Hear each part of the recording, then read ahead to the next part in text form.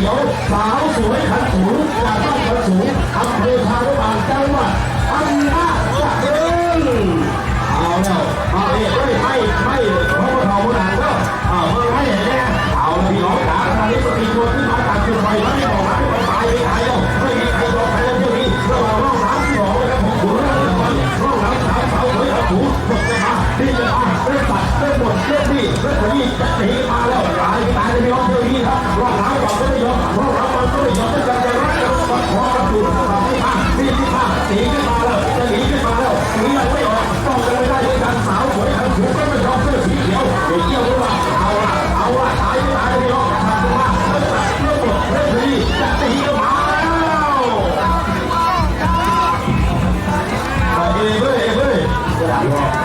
เอาละครับพี่น้องตอนนี้ครับเรือทั้งสองลำนะครับผมเที่ยวมาเกือบจะครึ่งทางครึ่งสนามแล้วจับตาดูนี่ครับเป็นเรือชายใหญ่นะครับรองน้ำฝั่งประเทศไทยนะครับตอนนี้กำลังไล่บี้ไล่จี้ขึ้นมาสาวสวยนั้นถือว่าไงขึ้นมาหนันขึ้นมาสาวสวยนั้นถือว่าดีช้ำอาจจะต้องตัดมาแล้วก็ตอนนี้ว่าไงอาจจะผ่านไม่เลยครับเรื่องอะไรของน้ำแล้วตอนนี้ยิงมายืนแล้วตั้งแล้วคุณนะครับจะสาวสวยกันสูงนะครับกับพี่น้องกันสูงพี่น้องอยู่ไหนลูกมาเชียร์กันหน่อยเรือเกิดจะพังวันแล้วครับตอนนี้ว่าคุณรอดเมื่อวันคุณที่ไหนย่างเผามาแล้วย่างเผาแล้วตอนนี้พยายามขึ้นมาครับยิ่งโตแล้วครับสาวสวยกันสูงจากพี่น้องกันสูงเริ่มอัดขึ้นมายืนสั่งแล้วเรือพายเปิดน้ำเป็นหลอกน้ำเป็นคนน้ำเป็นอะไรนี่ขึ้นมาหัวเรือเกือบจะเท่ากันแล้วแล้วตายแล้วคุณรอดเรือเที่ยวนี้ตายแล้วเขาผมนี่มาเที่ยวนี้เดี๋ยวเอาละวะเอาละเฮ้ยไม่มีใครยอมไม่ยอมกันเรื่องหนักเรื่องหมดเลยแต่ที่ออกมาตายแล้วผมรอดเลยครับคุณรอดเลยครับแต่ว่าไปกันไม่ได้เอาละผมยิงเอาเลยเราไม่กันอยู่นะครับผมไม่ยอมกันคุณรอดตัวมาไม่ยอมกดเข้าไปไอ้แอบมาตัวตายแล้วคุณรอดตายแล้วเอาละคนถึงคนเลยครับเขาถึงแล้วจะหนีเลยตายให้กดสอง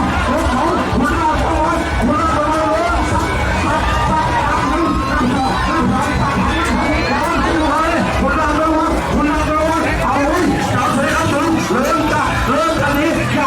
อย่าลุกหมดเลยเป็นเรื่องแน่นอนเอาแล้วอันนี้ผมเลยสู้กี้ไม่มีใครยอมใครผมรักคนฟังเขาเลยกันถูกเอาแล้วว่าตายแล้วเอาแล้ว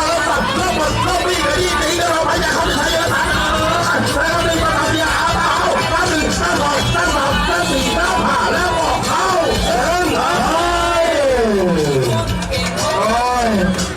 ไผ่กันเชี่ยพ่อไผ่นะครับไผ่กันจ่ายเลือดชนะว่าแต่ว่าจะหน่อยนะครับผลการตัดสินที่เป็นรายการจากคณะกรรมการอีกครั้งหนึ่งนะครับผลการตัดสินเรือเที่ยวที่19